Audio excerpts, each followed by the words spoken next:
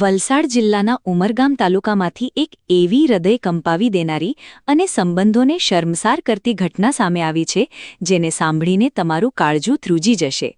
પાલી કરંબેલી ગામમાં એક જ ઘરના બંધ રૂમમાંથી 3 માસૂમ બાળકોના શંકાસ્પદ હાલતમાં મૃતદેહ મળી આવતા સમગ્ર પંથકમાં ચકચાર મચી ગઈ છે। આ તરફ બાળકોની માતા પણ શંકાસ્પદ ઝેરી પ્રવાહી પીધેલી હાલતમાં જિંદગી અને મરણ વચ્ચે ઝોલા ખાઈ રહી છે। આ આખો મામલો ઘર કંકાસ અને અનૈતિક સંબંધોની શંકાનો હોવાનું ચર્ચાઈ રહ્યું છે। શું છે આખી ઘટના? જુઓ અમારો આ ખાસ અહેવાલ। વલસાડ જિલ્લાના સરહદી વિસ્તાર એવા ઉમરગામ તાલુકાના પાલી કરંબેલી ગામના એક હળપતિ પરિવારમાં વહેલી સવારે માતમ છવાઈ ગયો। અહીં રહેતા સંજય હળપતિના ઘરમાંથી તેમના 3 માસૂમ બાળકો લોહીલુહાણ અથવા શંકાસ્પદ હાલતમાં મૃત મળી આવ્યા। મૃતક બાળકોમાં માત્ર 9 મહિનાના 2 જોડિયા ભાઈઓ આર્યન અને વિહાન તેમજ 3 વર્ષની માસૂમ દીકરી નાયરાનો સમાવેશ થાય છે। ઘટનાની જાણ થતાં જ આસપાસના લોકો દોડી આવ્યા હતા અને ગંભીર હાલતમાં માતા નિશાબેન હળપતિને તાત્કાલિક સારવાર માટે વલસાડ સિવિલ હોસ્પિટલ ખસેડવામાં આવ્યા હતા। સ્થાનિકો અને પરિવારના જણાવ્યા અનુસાર છેલ્લા કેટલાક સમયથી આ પરિવારમાં પતિ પત્ની વચ્ચે ઉગ્ર ઝઘડા થતા હતા। પતિ સંજય હળપતિએ પોતાની પત્ની પર ગંભીર આક્ષેપો લગાવ્યા છે। પતિના મતે તેની પત્નીના અન્ય કોઈ યુવક સાથે આડા સંબંધો હતા। ગઈકાલે રાત્રે પણ પત્ની મોબાઈલ પર અન્ય વ્યક્તિ સાથે વાત કરી રહી હતી, જે પતિએ જોઈ લેતા બંને વચ્ચે ભારે બબાલ થઈ હતી। પતિના આક્ષેપ મુજબ રાત્રે પરિવાર સૂઈ ગયા બાદ કળિયુગી માતાએ જ પોતાના 3 માસૂમ બાળકોને મોતને ઘાટ ઉતાર્યા અને બાદમાં પોતે પણ ફિનાઇલ અથવા ઝેરી પ્રવાહી પીને આપઘાતનો પ્રયાસ કર્યો। ઘટનાની ગંભીરતાને જોતા સરીગામ પોલીસનો કાફલો તાત્કાલિક ઘટના સ્થળે દોડી ગયો હતો। પોલીસે 3 માસૂમ બાળકોના મૃતદેહનો કબજો મેળવી પીએમ માટે મોકલી આપ્યા છે। પોલીસે પતિનું નિવેદન નોંધીને આગળની તપાસ હાથ ધરી છે। જો કે બાળકોના મોતનું સાચું કારણ પીએમ રિપોર્ટ આવ્યા બાદ જ સ્પષ્ટ થશે, પણ હાલ તો પત્નીના આડા સંબંધોની શંકા અને ઘર કંકાસની આગમાં 3 કળી જેવા માસૂમ બાળકો હોમાઈ ગયા છે અને હસતો રમતો પરિવાર પળભરમાં વિખેરાઈ ગયો છે।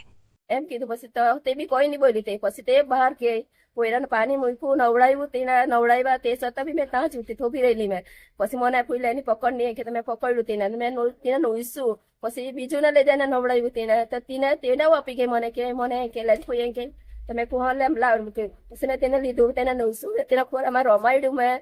પછી પેલી ના બીજી પોરી છોકરી છે તેને લઈ ગયા। તેને મેં તું જા નવડાવતી ને મેં ભાઈને લે મેં એમ કીધું। તે 2 છોકરાને મેં લીધા અને પછી મેં ચાલ મેં નીકળવાની છે એમ કે મેં સમજાઈ ગઈ તેને કે દીકરા આવું નહીં કરવાનું, તમારા 2 પોયરા 3 પોયરા છે તમારે એમ કીધું। તમે જોયું કે એવું કરે તમે અમારા જોઈને અમારા નિમલા તમે કેટલા રખડિયા કરે છે છોકરાના લીધે, તમારે જરાક વિચારવાનું। એટલું મેં બોલી। એ લોકો ઝઘડાતા ઉતા પણ કામાંથી ઝઘડાતા હતા એ મને નહીં ખબર, પણ ઝઘડાયા પછી રાત્રે આવ્યો મેં પછી નાહી ગયા 8 વાગે ગયા અમે ઘરથી મમ્મીની ઘરથી। પછી ના સવારે ભાઈના છોકરાને ફોન આવ્યો કે ફૂઈ એમ કે ઘેરાવની મેં કાંઈ થયું તો એમ કે નિશાએ એમ કે તને છોકરાને એમ કે મારી નાખ્યા એમ તો મેં કેમ એમ કે તને નહીં ખબર મને એમ કે કેવી રીતે મારી નાખ્યા તે એવું કીધું અમને। તો અમે તરત પાસે ઘર આવી ગયા। હવે અમને બી ખબર નહીં પડી ને કેવી રીતે એને મારી નાખ્યા ને એને કાંઈ પીધું કાંઈ છે અમને ખબર નહીં પડી ને। એ તો મારો કે પેલો છોકરો છે કાંઈ નહીં, હમણે મારો છોકરો છે કાંઈ નહીં તો હવે પેલી એ ફરિયા કરે ને એટલે છોકરો કે તમે કાંઈ એલા ફરિયા કરે એમ કરીને પેલા છોકરાએ ઉઠીને જોયું એમ। છોકરા પછી પેલા છોકરાઓને જોવા ગયા ઉઠતા કેમ નહીં એમ કરીને એટલે એમ હાથ ધરીને મને લાવ્યા એટલે છોકરા તણે નહીં બોલે એમ। ત્યારે કે મમ્મી કે તને છોકરા નહીં ઉઠતા એમ। ત્યાર પછી અમે તરત એને મમ્મી પપ્પાએ ફોન કર્યો કે આ છોકરા નહીં ઉઠતા એમ। કોણ? એ મારી વહુ છે। આવું કરવાનું કારણ એનું કોઈ હાથે અફેર હતું અમને ખબર નહીં, છોકરાને નહીં ખબર। તો છોકરાએ શું કીધું કે તારે જાવું હોય તો જા એમ ઇજ્જતથી કીધું। મારા છોકરા મૂકી જા, તારે જાવું હોય તો જા એમ, છોકરા મૂકી જા એમ કીધું। એને પર કઈ હાથ બાત ઉઠાવ્યો નહીં મળે, ખાલી સમજાવ્યો કે મેં અંદર જ બેસી રહેલી હતી ને એ લોકો ઝઘડો કર્યા કરતા ત્યારે। કાલે બી અમે એ લોકો બપોરથી ઝઘડો કરે એમ કે પણ અમે તો લગ્નમાં ગયેલા હતા અમને ખબર બી નહીં। એ તો આવી તરત મમ્મી કે મેં તો એમ તો એની મમ્મી તો છોકરાને તો અપ થઈ ગયેલું પણ મેં સૌથી બી એ લોકોને સારું કરું એમ, પણ એને સમજવા પડે ને। આવ્યા અઠવાડિયું થયું કોઈ મેં કરતા સસરીને જતો આવતા હતા પદમાં મેં જોયા બધા મેસેજ ટેક્સ મેસેજ બધા એ વાત કરતા ફોટાઓ હતા મેં જોયા કાંઈ કીધું ને તેને પછી કાલે મેં તેને કીધું આવું કેમ કરમ એ પાસે કે એક મહિના વાત કરી લઈ ગઈ તો ના જ પાડતી હતી. પછી હાથે વાત કરી 1 મહિના વાત કરી એમ કે તો પોયરાને પૂછ્યું તો મારે તો કબ से चल रहा है ऐसा बोल रहा है हिंदी बोल रही है 5 महीना बात कर रही है એમ બોલે. એને પૂછ્યું 1 મહિના વાત કરી એમ જ પછી પૈસા નહીં માંગતી કાલે રાત્રે મેં પછી એમ કીધું કાલે એટલું જ કીધું. પછી મેં બધા મમ્મી લોકો આવ્યા સમજાવી ગયા. પછી રાત્રે મેં ગયો હતો બહાર ગયો 10 વાગે આવ્યો. રાઈડ પણ સુઈ રહેલા હતા. છોકરાને ઉડાવી મૂકેલા ખબર નહીં પડે. પછી ખાધું બધું કાંઈ નહીં. પછી એમ સુઈ ગયો મેં બી. પછી સવારને પછી જોયું ને એ ફિનાઇલનું બાટલું લઈને ફર્યા કરે. એ કાંઈ કરે એમ કરે કોયરાને તાર ત્રણ કોયરા છે આવું કેમ કરે એમ તમે જોવા પડે ને એમ કીધું. તું મને 5 પકડે તું નીકળ એમ પાછી ગઈ. મને નીકળ એમ જ કીધી.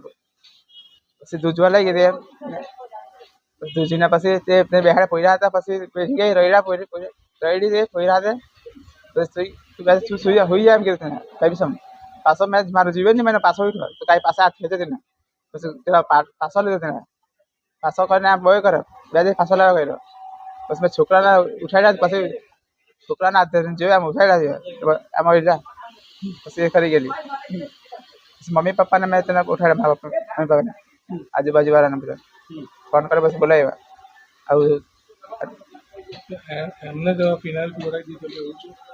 ખબર નહીં કેવી રીતે કાંઈ કર્યું તો નહીં ખબર પડી. મેં તો સુઈ ગયેલો હતો ત્યાં ખબર નહીં પડી.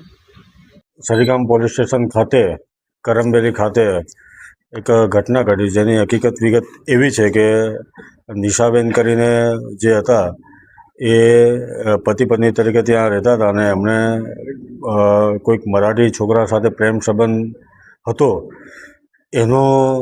એના પતિને શકવેમ જતા અને મોબાઈલમાં પણ એના અવારનવાર મેસેજ જોયેલા હતા.